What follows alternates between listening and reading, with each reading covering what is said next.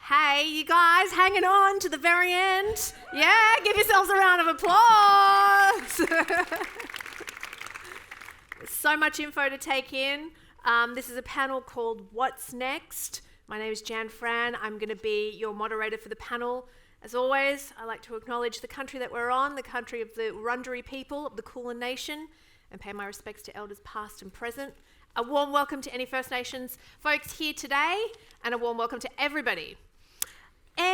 So, given that this is one of the final panels of the conference, I kind of wanted to look forward a little bit and take all of the things that we have learnt from today, all of the ideas that are floating around, all of the suggestions and themes, and kind of ask, where do we go from here? How do we ensure that we get the best representation of minority groups? Again, in my first panel, I did say that I do this quite a bit because sometimes the language that we use to talk about this stuff is a little bit limited. So that's the vibe that we're going for this afternoon. And with me, three fantastic panellists, and if I may introduce them to you. On my left, we've got Hayley Percy. She is the Game Director of Future Folklore at GUC. She is a Wiradjuri woman, currently living and working in Melbourne though. She is, you've got a very extensive CV, Hayley, event producer, marketer, curator, project manager. You do a lot of very massive events. I think you did Lady Gaga's concert. I think you've done Splendour in the Grass. You've done a whole bunch of stuff. You're also head of music for Rising Festival as well. Next to Hayley, we've got Michelle Chang, who is the Content Industry Diversity Manager at SBS. And right on, thank you. Are you contractually obliged? Are you from SBS? Michelle is also the co-chair of the Screen Diversity Inclusion Network. They do a lot of research in this area as well. So I think what she does generally is work adjacent to the SBS commissioning team to sort of ensure that there are pathways and opportunities for diverse practitioners to end up on our screens. Santila Chingape, a writer, a filmmaker, a historian. She's behind the very wonderful SBS documentary, Our African Roots. She's also working on a book that we've been talking about, and you know, somewhere near the end of that as well. So congrats for getting to that part. You've also founded something called Behind the Screens, which is a program again aimed at increasing representation of people that generally would be excluded from the Australian film industry. So our panel for this afternoon, if you can give them a round of applause and a nice warm welcome. Let me start with you, Michelle, if you don't mind, because I know that the organisation that you co-chair did some research into diversity. I believe it was last year, but fairly recently. So do you mind just kicking us off with just a bit of a picture of what the landscape looks like from the perspective of your organisation? Yeah, absolutely. So when I'm not doing my day job at SBS, I co-chair the Screen Diversity Inclusion Network with Kelrick Martin, Head of Indigenous at ABC. So we're a network of 23 broadcasters, so 7, 9, 10, ABC, SBS, every single screen funder and industry guild. We all come together to try and advance representation. So last year, as Jan mentioned, we released the first ever report into diversity of Australia's film and TV industry. So we surveyed almost 3,000 roles across 70 productions, and we were able to find that for women, we are tracking at about 50.6%, which is quite similar to the population benchmark. However, for some other groups, such as people with disability and people from certain culturally and linguistically diverse backgrounds, we still have a way to go. So for example, speaking from my own experience, as a Chinese, Malaysian, Australian, we in this film industry have about like 9% representation across all the roles surveyed, which is falling far short of where we are at the population level. Mm-hmm. And I mean, you're obviously working with a broadcaster, and you know, we sort of know that something has to be done, right? But the devil is always in the detail of these things. In terms of your role, the day-to-day, like what is it that you do to try and ensure that people who are sort of historically don't have these pathways have them? Yeah, absolutely. So in my day job, so I work with the TV and online content team at SBS. So that's mainly the commissioners, less so the acquisitions team, But there's sort of 5 buckets of work that I do along with our diversity and inclusion project officer, Pauline, who's somewhere up in the crowd. So the first thing is international best practice. So we've built relationships with other broadcasters, screen agencies and organisations in the US, UK, New Zealand, Canada, just to find out what's happening. So for example, in the UK, Channel 4 and BBC are onto their second iteration of diversity targets. So there's something we can learn there. What does that mean, the second iteration? Oh, yeah, absolutely. So if we look a few years back, Channel 4 is one of the world leaders in screen diversity. So they set multi-year sort of diversity targets for their content. So we're talking on-screen roles, off-screen roles, and they reported back on them and set another target. Okay. Yeah, so I think something that they do really well is accountability and measurement. Sort of the second thing we do at SBS is we manage about 14 diversity career pathway initiatives. So that could be to work with a production company that's co-funded by us, or to do a placement on a show. Along with that is talent pooling. So we try and keep track of who's out there, because something we often hear is there's skills shortages of TV talent from quote unquote diverse backgrounds. Yeah. But I think it's often the case of the talent is out there, but keeping them in the industry is really difficult. And then sort of the other things we do are diversity measurement and monitoring, along with these diversity targets we've set. And the fourth most nebulous thing is thought leadership. So well, we're doing what we can at SBS. I think the perception is because we are the multicultural broadcaster, people expect this of us. So we do try and maintain relationships with the other broadcasters to encourage them to do that as well. It's interesting hearing you say that you often get told, oh, there's shortages of talent, but actually the talent is out there. And Hayley, I know that this is something that you're sort of across as well, and one of the things that you do in your industry, or at least one of the kind of the sentiments that you try and really address, is how to bring people to the forefront, because you know that the talent exists. It's a matter of like, how do you get this talent and how do you bring them to where they need to be? And before I get you to sort of answer that, do you mind just telling the audience what it is that you do and a little bit about your industry? Yeah, so I guess here today I'm speaking to Future Folklore, which is the game that I am the director of. It's Australian first Aboriginal-led mobile game and app. We've been working on it for about 3 years, and we have a team of about 12 people, and 8 of those people are First Nations, and any role of governance or authority is led by a First Nations person. So it's very Black-led, and we're creating a game which is based in different biomes and biospheres around farming, tending to land, caring for land and country, and very much making this game for young Aboriginal kids, essentially, to be our core audience. That's just a bit of background around the project itself. But I think as far as diversity quotas in the game industry work, or how it's seen, it's a very new landscape. There isn't a lot of framework. It is quite unprecedented, and it's very blatantly obvious as we proceed into this project further and further. Things are shifting a little bit, but I think from my knowledge and experience, what I've seen is it really does start from the top down. And I think the biggest way to kind of shine a light on visibility or have access to a more diverse landscape in any industry is to actually not just have it public facing, but it's who you hire, it's who you employ, it's who you work with. It's actually what you cultivate the product from. What is the seed?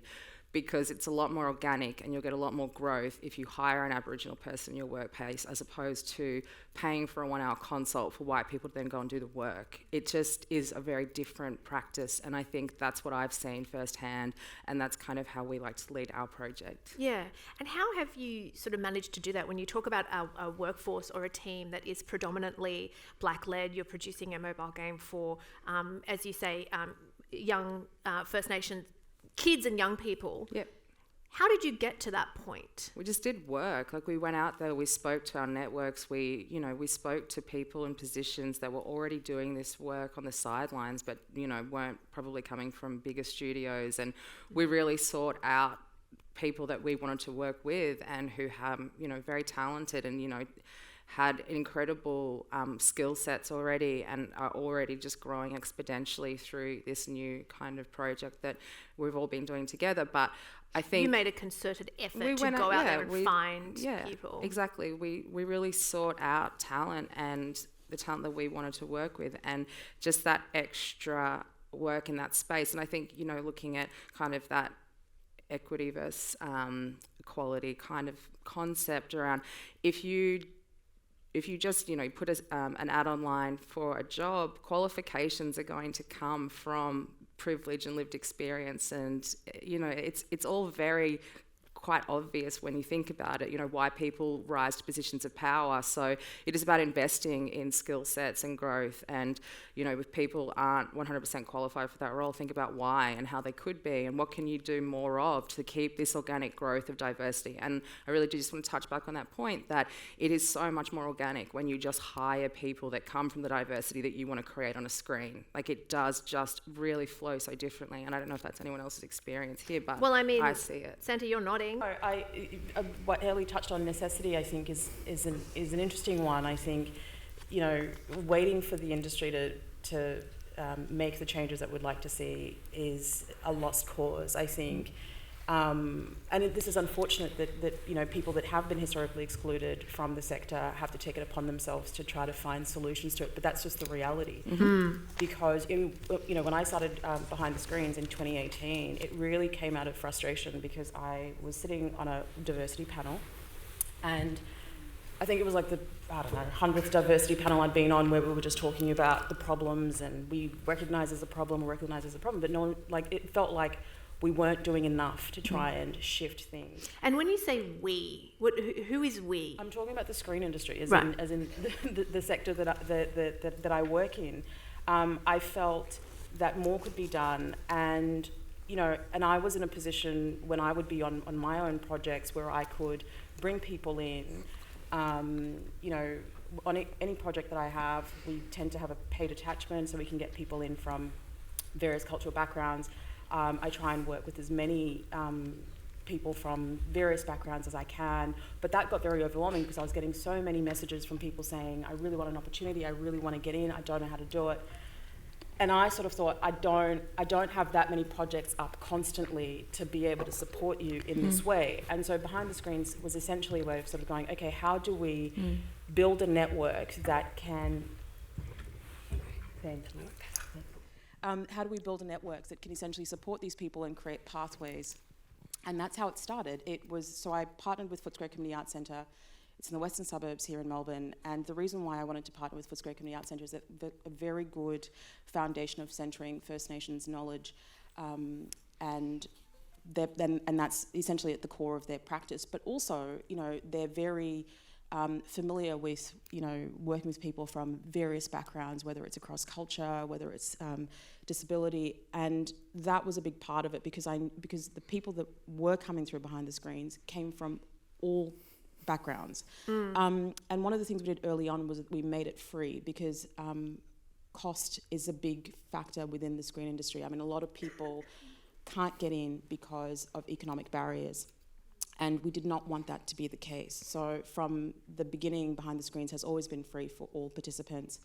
And that was challenging because, you know, to set up a model where, you know, you're essentially making it free, trying to make it as accessible as possible, but then also ensure that their pathways was and continues to be a challenge. But what we've done, so last year we got a bit of a grant from Vic Screen that enabled us to restructure the program, and we pared it back to just having 12 people coming through a 9-month program.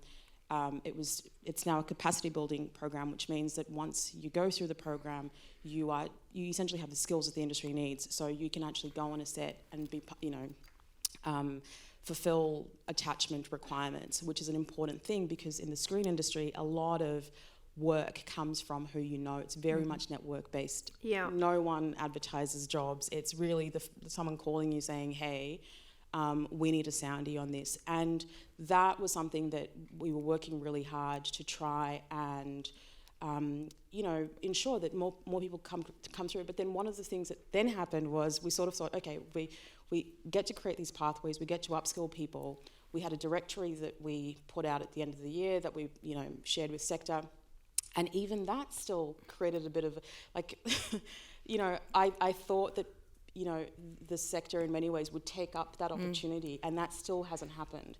And so now it's sort of thinking, okay, how do we proactively put these people in front of opportunities? Well, that is the key question, right? And Hayley, you're nodding along. I'm just thinking, like, it's kind of gobsmacked to me because it's exactly our experience. Like, we had to create, so we're not for profit, we're not making money off this game.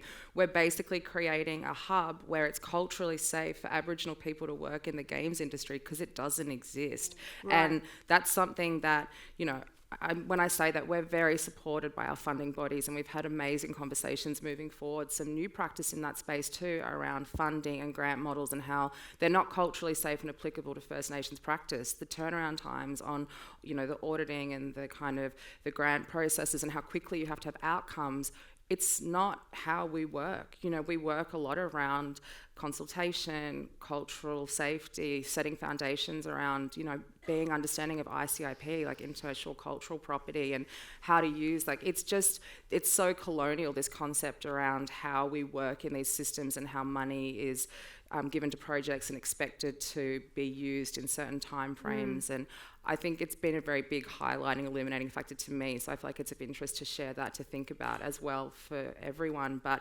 just what you were saying really resonated around the fact that it doesn't exist, and it is on the people who are out of the conversation to create that space. And I think it would be really great to see, and it intersects over every industry too, you know? Yeah. And so I just, it's... Because one of the things that we were chatting about back in the green room, and you were saying, which I thought was really interesting, is that the process is just as important, if not maybe more important than the outcome. Yeah. And when you talk about processes that are good and right and best practice, tell me what that looks like for you in an ideal world. I guess it's like the obvious ones around making space and just kind of, you know, giving a platform for the voices that you're trying to kind of perpetuate in whatever product you're making. But I think what I was touching on earlier was like the game is one thing, and we say this to our funding bodies very clearly, like, yes, we believe in the game will be wonderful, but it's not about the game. Like, it's how we get to the game, and it's about the actual career trajectory and path for like these younger kids that work on the game, you know, our game designers who are in their early 20s who would not get a foot in the door for most of their early kind of career start. You know, it was very hard. And I don't say this from a point of like martyrdom or trying to be paternalistic, but we genuinely believe that, you know, this is how you can start to make change, is by investing in these spaces and, you know, really thinking outside of the box in that way. So for me, the processes are too complex to even share, I guess, across, you know, everything that we do differently. But for example, we have to have a wellbeing officer. You know, we need someone in our office who can actually take time out every week and check in with our team and see what they need help with outside of work, because there are so many systemic and colonial structures in place that cause trauma and pain and health issues, and it's not just about the game. It's so much more, and that's the stuff that doesn't get communicated in grants. We're not just trying to make a game that then will be on an Xbox and people will sit around and play. It's actually, we're trying to deeply impact the quality of people's lives and do it in a really culturally safe way, and that takes a lot of work. And it's like, if you can be prepared to do that, then maybe we can start to see some shifts. Yeah.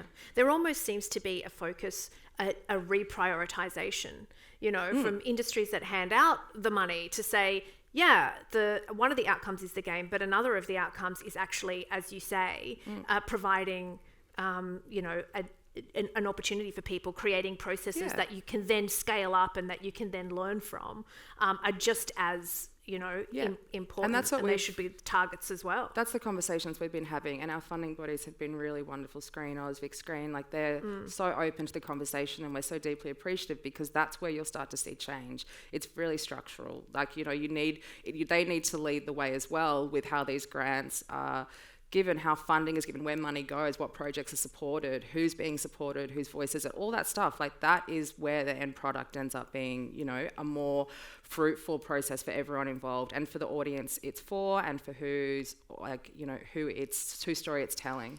I mean, Santi, when you say that you felt that the screen industry was, and you know, the screen industry is a behemoth, right? And it's not a homogenous entity, but for shorthand, we're just gonna, when I say that, I think people know what we're sort of referring to. When you talk about like the reticence or the inertia of the screen industry to take up, you know, what you know, an organisation like yours may have discovered or may have found, I'm curious, and maybe this is a question for Michelle as well. Like, why?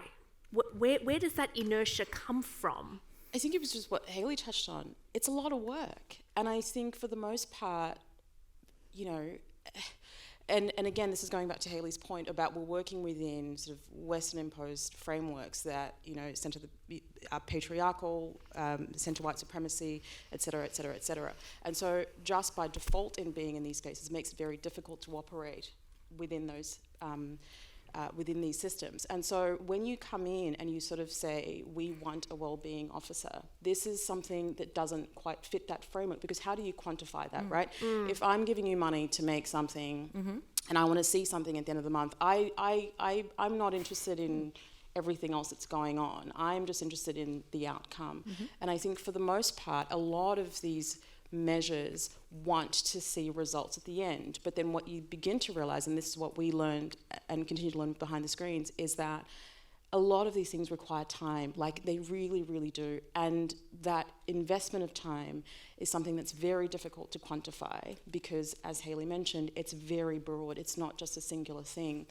And I think because of that, you find that, you know, there's some who might be reluctant to take on those responsibilities and might say, okay, we'll have an attachment and that will be enough. And, you know, and I just sort of think that sort of, it's sort of like the bare minimum, because what does that look like if you are, I mean, there's an incredible young filmmaker who is doing phenomenal things in terms of just like on-set work, and I think you had her earlier today. Her name's Kawthar Abdul-Aleem, and she's a Muslim filmmaker. And I got to work on one of her sets. I was producing on a show of hers called Matched. And when I was on that show, I remember we were putting the call sheet together. It was the first time that we, like, you know, we had to consider prayer times. We had to consider, you know, cultural safety. We had to have conversations with people to sort of say, culturally, you can't do this, you can't say this, you can't touch people this way. And I hadn't experienced that before, like on a set, like these sorts of considerations of religious diversity, of culture diversity, of disability. I mean, these things are still not being reflected on sets, and part of it is because making these sorts of considerations requires time, requires more of an investment, and it's just easier to sort of go, you know what, we will go the path of least resistance, and we'll put an attachment out, and maybe someone, you know, might, you know, answer that call. But even that in itself creates so many barriers, because not everyone has, you know, being able to fill out an application, being able to, so many things go into these attachments that the industry seems to think that is the answer to filling the skills shortage, when it's really not. There's so many other things. Sometimes people just don't even know that these things exist. Well, that's you know, exactly to be able to actually get that information to the right people to That's say. exactly it. Yeah. I mean, one of the challenges I've got at the moment, I'm directing a film in the new year, and there is a particular stylist who does amazing costumery, and I really want to work with her, but she's never worked in the film industry before. And one of the challenges is getting her in front of the producers, because the producers need someone who has credits and who has experience. So she can't work as head of department. That's not going to happen. But one of the things that we've been working towards by the time we get to crewing at the end of the year is that we're trying to get her on little projects where she can get some kind of experience, so that by the time the end of the year comes in, we can actually put her in front of this and sort of go, hey, here's an opportunity for someone to upskill, but to also get first-hand experience at actually, and she would do an amazing job, but she wouldn't know where to start. She didn't know how that she could even do it. But also it was that thing of sort of going, I have to be proactive to be able to sort of go, here's the opportunity, and how do I'm hearing that there's a lot of, like, that word proactive seems to kind of be coming up a lot thematically here. So, like, in terms of, like, what's next, what does the screen industry do? It's like you actually have to be proactive in going out to find people, because they're not just going to appear. Yeah, or their resume won't make it. Or their to your resume inbox won't make it, exactly. Because they don't have the qualifications that we see as merited. But it doesn't mean the talent isn't there, or the creativity. And or if the that's ability. more work, do more work. Well, yeah. You know, like, Yeah. And also the industry just makes it hard. I mean, to be able to get work outside of an attachment, which gives you experience, which puts you in the network within the production companies who then can hire you if they think you did a great job. Sometimes you might not get a call back. So that's one pathway. But the other pathway is, you have to have a credit. And so if you don't have a credit, it makes it very difficult to get on jobs. And for a lot of people from backgrounds that are historically excluded, they're making work. You see a lot of this, particularly online, it's being made. But those credits don't necessarily translate to the credits that are required to make content for broadcasters, for streamers, for cinema. And that's where the big gap is. And it's sort of like, okay, is there another way that we can think about these credits and this system of rewarding talent? Because when that continues, it's just going to be more and more of the same in the sorts of roles that we're seeing. Michelle, if I can go over to you, what do you think is the role of broadcasters in all of this, in this space? You've heard what, Scintilla and what Hayley have sort of had to say and some of the barriers. What's the role that an organisation like SBS, but also other broadcasters, can play here? Yeah, well, I've got a hot take. Oh, sorry, I think my mic's not working. Here we go. I've got a hot take on the inertia sort of question. Perfect. I think many years ago, I used to work as a TV writer on a quiz show and briefly as a TV presenter. So I think over the past 5 years, we've sort of seen a shift in, I'm going to say, people's ability to want to be allies and feel like they have the right to take up that space. So for instance, I think if you look like sort of 5-10 years ago, people who were from, Anglo-Celtic backgrounds were quite, wanting to get involved in diversity initiatives. But I think lately in the past couple of years, because there's been a bit more growth in people of colour, people of various diversities coming to leadership positions, I think people are recognising that it should be, the people's place, if you have that diverse lived experience, to be doing that. But in a way, it makes it more difficult because it increases the burden that falls upon us. I think another issue is with organisations, this type of work, as Scintilla mentioned, it takes time, it takes money, and I think it just really needs to be resourced properly. So for instance, for an organisation to have like one diversity and inclusion officer for a limited period, it's really difficult to make proper systemic change. But I would say as the broadcasters, I would say we have an incredible responsibility to set the tone, because at the end of the day, we're the ones who are commissioning and airing the content. So from our perspective at SBS, in February 2022, we issued our SBS Commissioning Diversity Inclusion Guidelines. Bit of a mouthful, but we have targets for the next 3 years for on-screen, off-screen roles, and also career progression for our entire commission slate and channel productions. So what we're doing is we've made public commitments to report on that every year. At the end of that period, we're going to check how we did and set new targets based on that. And part of how we monitor that and make sure it's not tokenistic is we put it into our processes. So it's not the sexy part that people like to talk about, but but it is the really important part, because process keeps coming up, right? And process is, like, again, the devil is in the details with how these processes come about and what they are and who's involved and how they're written up and how they work. So it, maybe it's not the sexiest thing, but it is really important to ensure that it's authentic representation and not just tokenistic. Yeah, absolutely. And I think one thing we're doing at SBS is we're quite experimental in the inclusion space. So we want to work with the industry because we recognise you're trying to make a TV show or a film, you've got time and money pressures, even though your heart might be in it, and you want to take those steps.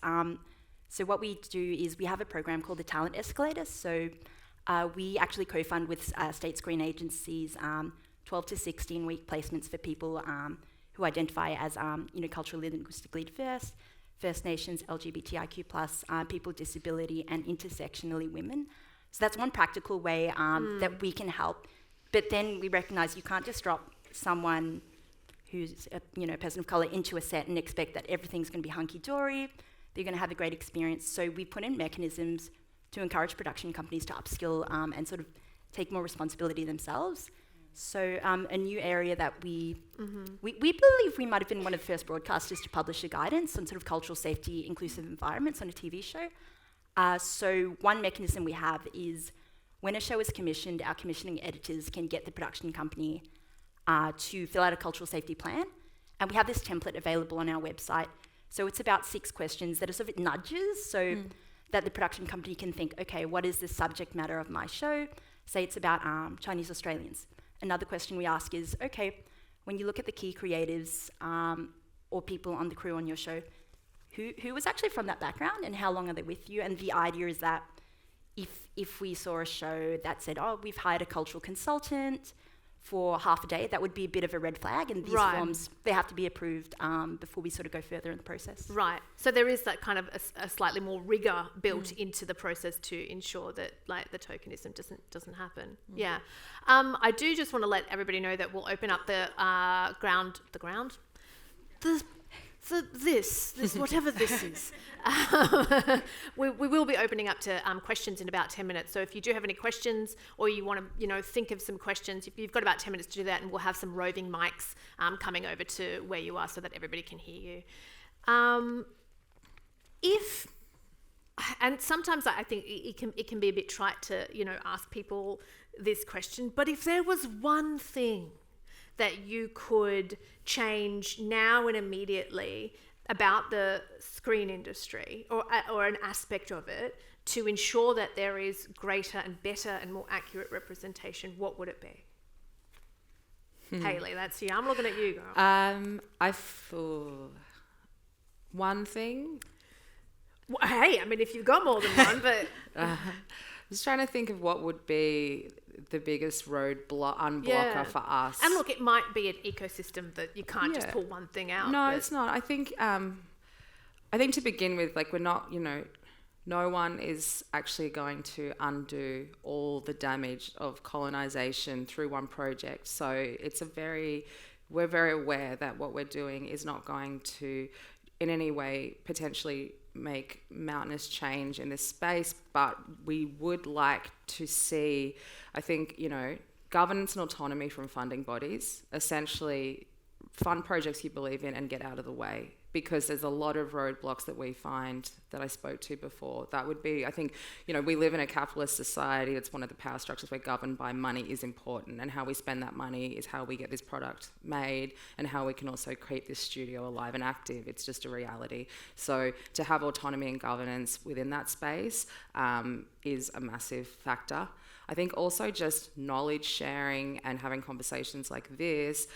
For example, everyone on our team has done Terry Jenkins' ICIP course. It's 8 hours long. I recommend anyone who works in screen do it. It's about intellectual cultural property and how it's used with First Nation art, creativity, context, cultural knowledge. It's very useful. I think just using what we have, things like that, going forward, I think that's what would lead me to think we could have more visibility in spaces, is listening, getting knowledge sharing, accessing knowledge that's there and available if you exist outside of the spaces that we're speaking to. And then it's about financial governance and autonomy and being able to kind of have that availability. Santa, do you have something that sticks out to you as a real barrier that if removed tomorrow would make some serious change? A couple of things, actually. One is just picking up on what Michelle mentioned with the work that they're doing over at SBS, and also what the state and federal funding agencies are doing. And I think when she talked about, making this information available to the production companies, I think one of the interesting things within, and this is where I think the gaps are in the film and TV industry, is that the certainly the public broadcasters and the funding agencies are aware that these are issues that need to be addressed and are continually having conversations and investing. But you cannot tell a production company what to do. Ultimately, once Michelle can, all good intentions, sort of go, we would like to see this, but ultimately, what happens within a production company, what ends up happening on set, is out of their control. And that's sort of where I would like to see more of a mechanism that requires a mandate rather than a voluntary kind of take this upon yourself because it's a good thing. Because there's only so much that a broadcaster can do to nudge people into good behaviour. And we're not, and they've been doing it for a while, and a lot of that's still not changing. And so I think that's something I think would be really useful in terms of just visibility. But the other thing that I think is also important is investment in pathways that are below the line. I think in recent years, and rightly so, we've seen investment in above the line roles, so writers, directors, producers, ensuring that people can write their own stories and better reflect that kind of authenticity. But the film and TV industry is a whole pipeline of roles. I mean, it starts right in development all the way through to marketing and distribution. And there's so many of these roles that are still not being filled by people from diverse backgrounds, and that's something that I'm really interested in, sort of going, okay, who are the people that are commissioning this content? Can they also be reflective of the backgrounds? The roles where particularly senior management roles, what I'm seeing across the sector is that those roles tend to be the roles that are held by, if they're people of colour, they're in roles of diversity and inclusion, which is fine, but I'm also like, can they also be commissioning the work? Can they also be making these decisions? When it comes to, people that are reviewing work, whether it comes to people that are in the marketing, like all of these things contribute to the stories, contribute to what we end up seeing. And what I'm also worried about is that if we don't mandate these things, we sort of start seeing what happened in the UK about 20 or so years ago. So they had this golden age of multiculturalism where a lot of their broadcasters sort of put in these measures where they had multicultural commissioning editors across all the broadcasters. They upskilled across sector, so heads of department were from various backgrounds, and it was a wonderful, wonderful time. And Steve McQueen, the Black British filmmaker, a couple of years ago was making this landmark anthology series for the BBC and HBO, and it was exploring a part of post-Windrush Black Britain, and he was very, adamant that he wanted all heads of department to be people from, Black British backgrounds, and he really struggled to find people from these backgrounds. And he said when he was coming up, we had this moment where we had these pathways and we're upskilling people, but then all of a sudden there was just like, and so he was talking about, and so that's what I worry about, is that we're in this moment where we're having these conversations and we're creating these pathways, but I just worry that we may end up regressing where we might think, oh, well, job done, box ticked, let's just move on, and then revert back to the status quo. Yeah. And I think where we can learn some examples, certainly in our context, and this sits in film and TV specifically, is the work that's been done with the First Nations Department within Screen Australia, and how that has, in the years since its inception, has ensured that First Nations stories have been centred, have been commissioned, and that whole system is First Nations led. And so what you end up seeing, even on screen, ensures that, you've got this pipeline of people that are, telling their own stories, are responsible at every stage. And I think that's an interesting model and one that's worth learning from, particularly for people from other diverse backgrounds, into how we can see the sorts of changes that are generational, not just for a season. Yeah, 100%. Michelle, over to you for that very annoying question of the one thing that you see as an impediment that you can change. One thing, okay. And then maybe I'll go with two. So one is attitudes, and then two is all about jobs. So I would say in terms of attitudes, I think there's still quite outdated thinking about what is possible for our screen industry. I think we need to imagine a little bit bigger. So when I have conversations with people around the industry about, oh, we want to achieve diversity and inclusion, but it's quite hard, we don't want to try this, I think we just need to be ambitious and push ourselves and talk to the right people with the lived experience to make sure we get it right and just try something. I think we all have power here if we're all working in a production company, a broadcaster, as an independent filmmaker. We all have power to do something, and we can just try, give it a crack, and see how it goes. So test and learn, I think that's one thing, so that attitude. And as Santilla was saying, I think it comes down to who's in power and, I suppose, the lived experience. And naturally, if you're a tastemaker, say at a broadcaster or a screen funding agency, I guess for reasons that we might not be conscious of ourselves, we might see certain sort of like forms of art, certain forms of grant applications as more valuable, more lauded. So I think it all comes down to really employment and sort of at the level of like on a production itself. What you mentioned with the shortage of talent in the UK.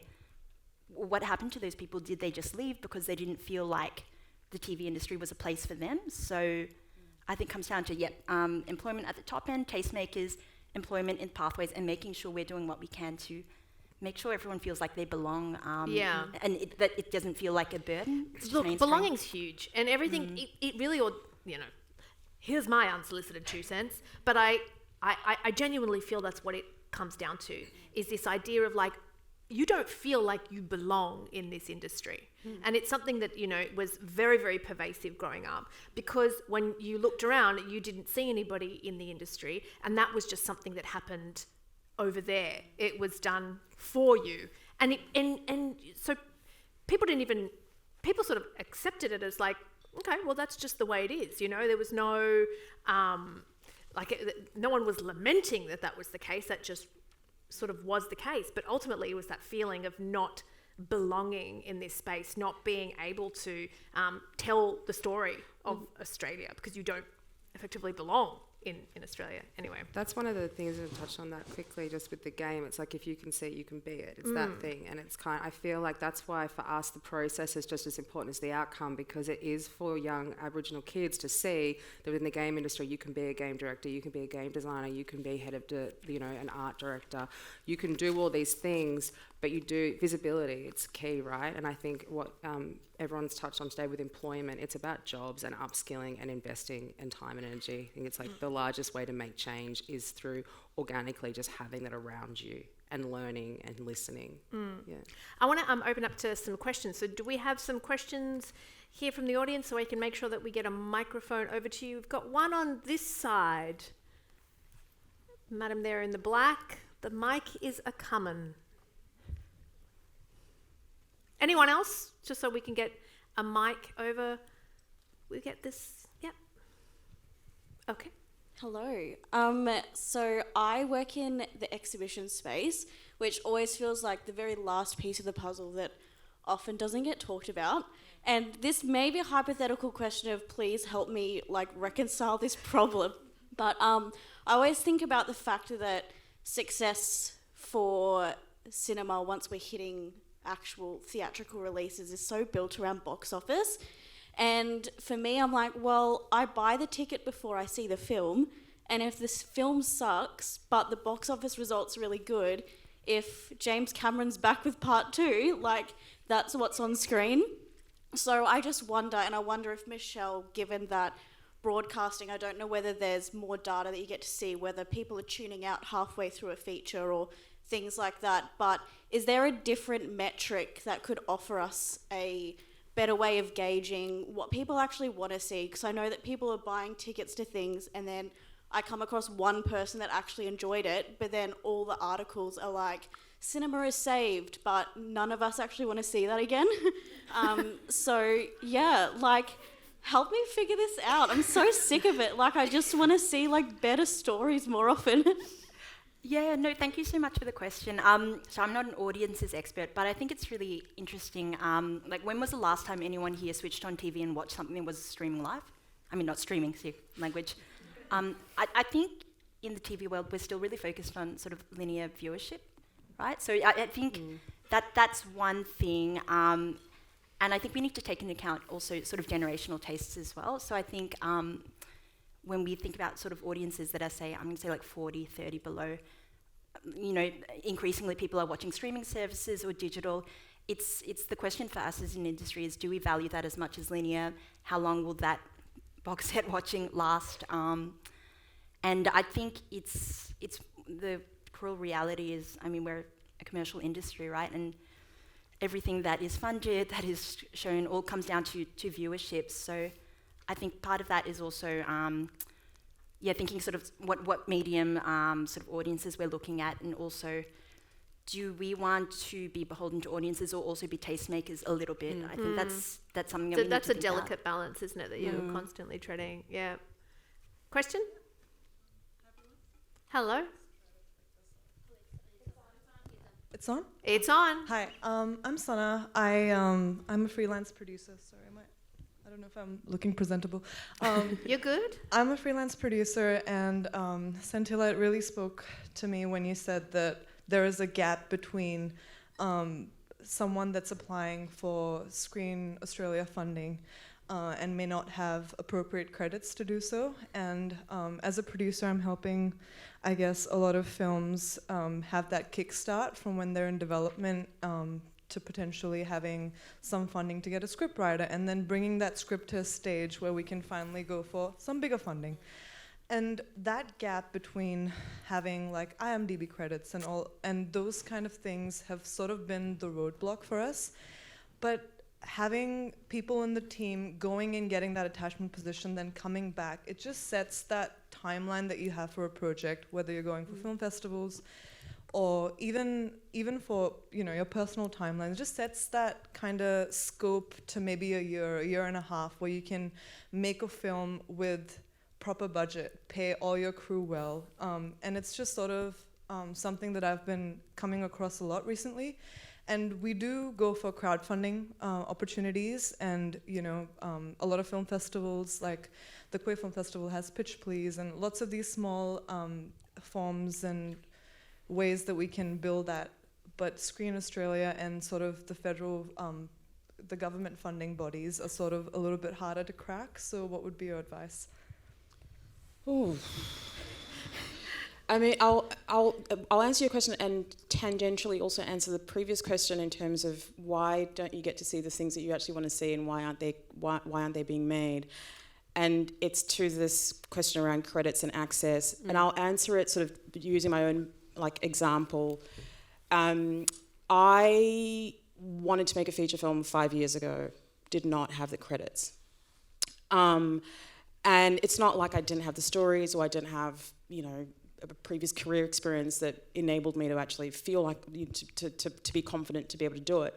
But the industry didn't see me as ready to do it. And so I had to work backwards. And I sort of thought, okay, how do I start building these credits? And so I essentially started, every time there'd be an initiative, and this is a bit of a, it's not a secret, but the state, territory and federal funding agencies every now and then will have very small initiatives. So either, I think SBS, you guys do the originals, you sometimes do the documentary shorts as well.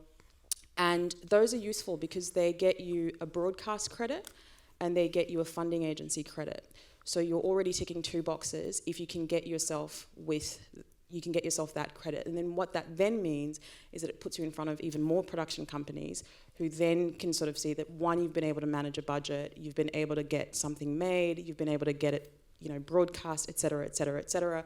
That relationship with the funding bodies then builds trust within the sector, which then enables you to then, which, you know, has taken, so for me, that whole pipeline has taken about 5 years for me to now be in a position to sort of go, the sector now trusts me, they can finance my first feature film without hesitation, because I've had to work my way through by having these credits. But it's very difficult, and because of that, not a lot of people, and also those small initiatives that you're doing, generally is not a lot of money.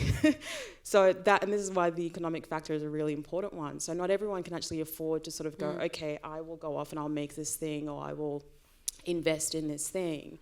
And so you find that people just can't do it. And so what ends up happening is that you get more of the same, to answer your question, who then get given money to make the same similar films, because the sector's going, we trust you, you've made this, you can put bums in seats, and we get a return on our investment. And that's just the cycle. Yeah. And so to break that, you really have to be strategic about it. And it's unfortunate and it's unfair and it's really frustrating that this is how things are. And then if you add all of these intersections that we've been talking about, you can just imagine how difficult it is, you know. And so, yeah, I mean, just keep going, power to you. What I would suggest is try applying for, is this recorded? Is it? Yeah. I'm just trying to be mindful. Yes, we've got a gentleman here pointing to a camera, so that tells me that it is being recorded. So a really good pathway with I think you'd have a good level of success, and this just depends on what you're trying to make. Screen Australia online department takes more risks in their investment. So if you've got if it's a short film, a web series, an online documentary that you want to make, and you've got a smaller budget, they take more risks, and they'd be more likely to invest in something like that, which would not only give you a vote of confidence, but also enable you to, continue to build your work and get you in front of the people that you need to get in front of to be able to make the work that you want to make ultimately. But just keep going. It's hard, it's frustrating, and power to you. Thank you so much. We've got 40 seconds, but I am going to squeeze in just one final question if we can make it, as efficient, as short as possible. And the answer, yeah. And it's actually an answer. I'm from Screen Australia. I'm head of content at Screen Oh, good. Australia. Okay, hello. Hi. You can take as long as you want. And I just wanted to back up what Santi was saying, that, online is a really great first pathway, and the digital original stuff that we do with SBS has produced awesome series over the last few years. The only series in Australia that have gone to Cannes series that have been kind of lauded around the world. So that's a really great starting place. I'm really happy to chat to anybody who wants to chat as well. For regular story development, you don't need a story credits either to come in, but it's highly competitive. But online is a really great first place to start. We're doing a roadshow down here in Melbourne in a couple of weeks' time. Come along and chat to us, and you can do one-on-one meetings with any of the team as well. Yep, I respect you to that. Awesome. And our online team is based in Melbourne, so come and see them. Absolutely, thank you. Well, thank you for that. And I think on that note, that's probably a good place to leave our panel. A little bit of optimism there. Please thank our three panelists. Thank you, guys. And thank you to all of you for sticking around until the end of the conference. You've been a fantastic audience. There is the exhibition is ready for your viewing up next if you're keen to do that. There's going to be, I believe the curator is going to talk us through it, not give us a guided tour per se, but if you're interested in catching the exhibition, please hang around and do so. But otherwise, have a very great Wednesday, everybody.